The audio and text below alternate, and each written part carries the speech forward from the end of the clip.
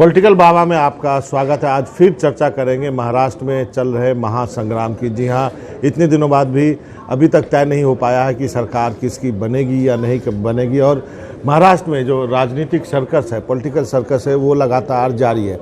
अब आधिकारिक रूप से जो स्थिति है, पहले आपको ये बता देता हूँ। गवर्नर ने सबसे पहले शिवसेना को सरकार बनाने के लिए आमंत्रित किया। 24 घंटे का टाइम दिया। 24 घंटे के बाद शिवसेना ने मना कर दिया कि उनके पास संख्या नहीं है। उन्होंने 48 घंटे का वक्त मांगा, जिसको गवर्नर साहब ने मना कर दिया। अब गवर्नर साहब ने एनसीपी को न्योता दिया है। अब एनसीपी जाएगी और उसके बाद एनसीपी भी मना कर देगी कि वो सरकार बनाने की स्थिति में नहीं है। फिर बारी आएगी कांग्रेस की। कांग्रेस को न्योता दिया जाएगा और उसे भी कांग्रेस को 24 घंटे का वक्त दिया जाएगा सरकार बनाने के लिए, जिसे कांग्रेस भी मना कर देगी। तो अब क्या होने वाला है महाराष्ट्र में? जो सबसे सीधी तस्वीर है कि महाराष्ट्र में अब राष्ट्रपति शासन यानी गवर्नर्स रूल या कहें प्रेसिडेंट रूल लगा दिया जाए और असेंबली को सस्पेंडेड एनिमेशन में विलंबित रखा जाए जब तक कि कोई नई सरकार या वैकल्पिक सरकार नहीं बन जाती है। अब स्थिति क्या है राजनीतिक रूप से आपको बता दें। शिवसेना को समर्थन चाहिए एनसीपी का और कांग्रेस का, तभी जाकर के सरकार बनेगी। नंबर सी कुछ ऐसे हैं। बीजेपी एक तरह से सीन से आउट हो चुकी है, क्योंकि बीजेपी और शिवसेना साथ आएगी तभी जो है संख्या पूरी होगी, या फिर बीजेपी और एनसीपी मिलकर सरकार बनाए, जिसकी संभावना कम दिखाई दे रही, बहुत ही नगण्य है।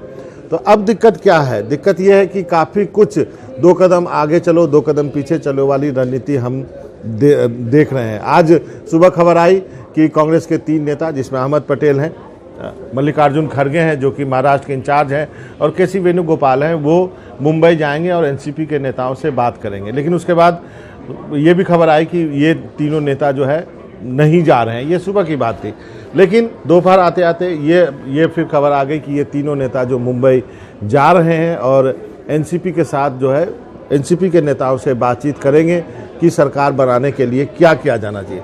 अब दिक्कत कहाँ आ रही है? दिक्कत आ रही है कि कांग्रेस को तैयार होना है कि वो शिवसेना को कैसे समर्थन दे।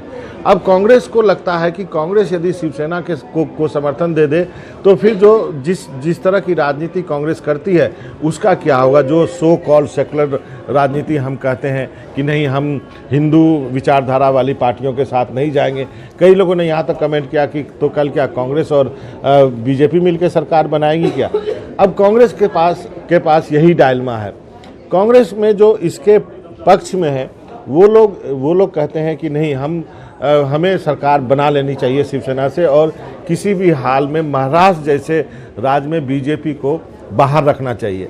इसके पीछे तर्क ये दिया जा रहा है कि कांग्रेस को भी धीरे धीरे अब जो है सॉफ्ट हिंदुत्व का जो प्लैंक है हिंदूवाद का, उसकी तरफ बढ़ना चाहिए। नहीं तो कांग्रेस को आने वाले दिनों में दिक्कत आएगी, क्योंकि उनके ऊपर एक माइनॉरिटी को जो अल्पसंख्यकों के जो तुष्टीकरण का आरोप लगता है, अपीजमेंट का आरोप लगता है, उससे कांग्रेस को बहुत नुकसान हो रहा है। जो लोग इसके समर्थन में तर्क दे रहे हैं कि कांग्रेस और शिवसेना को साथ आना चाहिए, वो ये भी कहते हैं कि यदि कांग्रेस सॉफ्ट हिंदुत्व के प्लैंक पे जाती है तो उससे ये होगा कि जो राम मंदिर का जो अब बनने की बात है, अब वो जो पूरा मुद्दा फिर से एक बार उठेगा इस सुप्रीम कोर्ट के वर्डिक्ट के बाद, उसको कांग्रेस जो है पब्लिक डिस्कोर्स में उसको निष्क्रिय कर सकती है, उसको न्यूट्रलाइज कर सकती है, क्योंकि कांग्रेस कह सकेगी कि उसने शिवसेना के साथ महाराष्ट्र में सरकार बनाई है।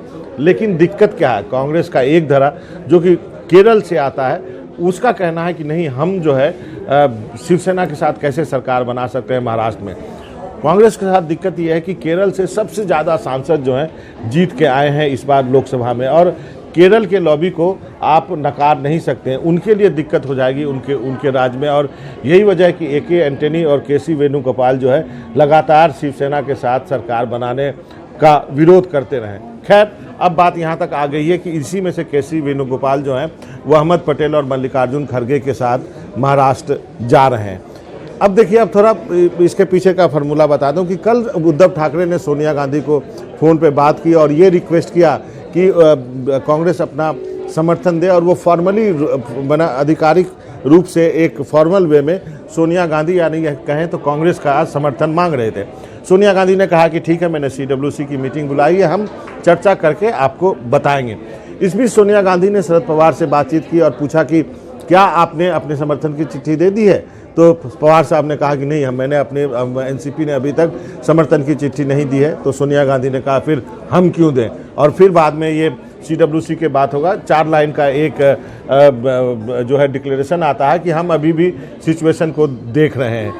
पवार साहब जो है बार बार कहते रहे कि जो भी तय होगा महाराष्ट्र में वो कांग्रेस और एनसीपी मिलकर तय करेगी। और वो कांग्रेस को ये इंसिस्ट कर रहे हैं, मनाने में जुटे हुए हैं कि कृपया आप बाहर से समर्थन ना करें, क्योंकि एक बात ये भी हो रही है कि कांग्रेस बाहर से समर्थन कर दे शिवसेना को। लेकिन पवार इस बात पर अड़े हुए हैं कि बाहर से समर्थन करने से बात नहीं बनेगी, आपको सरकार के अंदर आना होगा।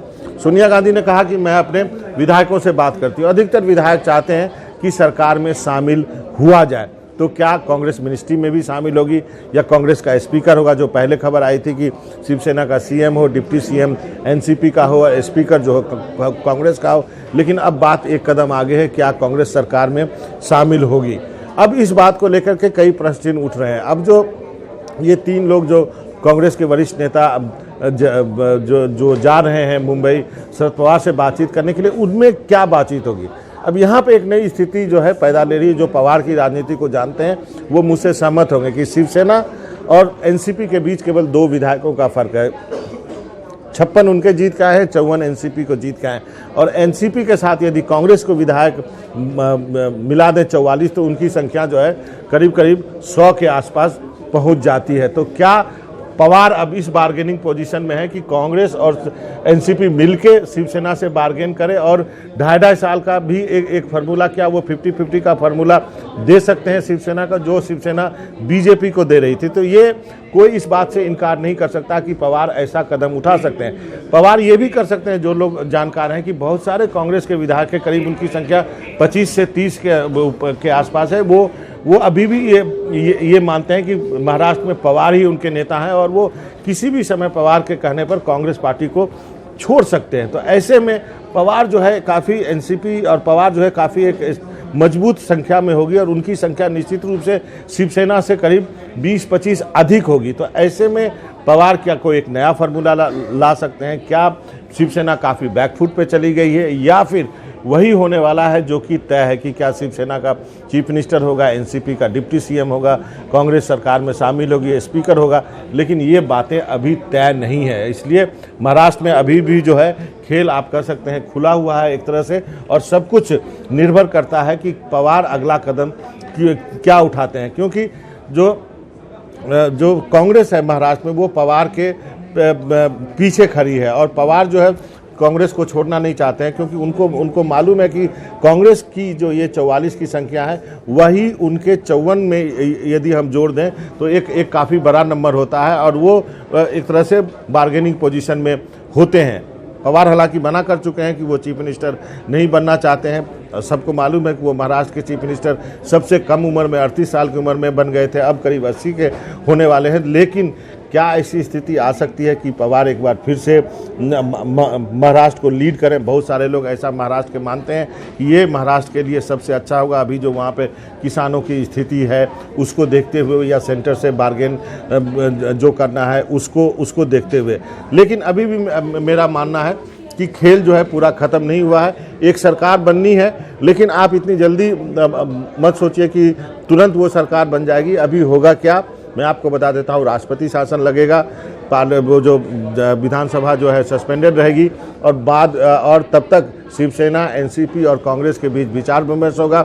मुझे बताया गया है कि एक कोऑर्डिनेशन कमेटी बनाई जाएगी, एक कॉमन मिनिमम प्रोग्राम बनाया जाएगा और ये भी तय किया जाएगा कि किसके पास कौन सा मंत्रालय रहेगा, और उसके बाद ही जाकर के सरकार का गठन होने वाला है। तो एक सरकार तो महाराष्ट्र को मिलनी ही है, तुरंत चुनाव नहीं होने वाले हैं, क्योंकि एनसीपी को भी लगता है कि एक बार फिर से यदि मंदिर की लहर आती है तो फिर ये सारे आंकड़े बदल सकते हैं। तो इसको देखते हुए कोई भी पार्टी फिलहाल रिस्क नहीं लेना चाहती है, इसलिए देरी से ही सही फूक करके वो कदम रख रहे हैं। अपने अपने पार्टी हितों का भी ध्यान वो रख रहे हैं कि कैसे वो जनता को एक्सप्लेन करेंगे। यदि कांग्रेस जो है शिवसेना के साथ जाती है तो कई लेयर्स हैं इस निर्णय को लेने में, इसलिए इतनी देरी हो रही है। लेकिन आपको ये भी देखना होगा कि शरद पवार अगला कदम क्यों चलते हैं, क्योंकि महाराष्ट्र के राजनीति के वो चाणक्य माने जाते हैं और उनके कदम के बिना जो है कुछ भी वहाँ पर नहीं होने वाला है। इसलिए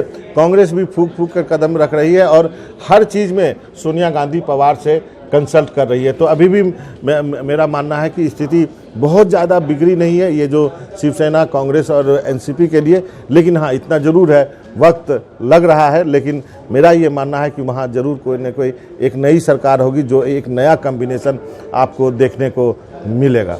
पॉलिटिकल बाबा में आज इतना ही।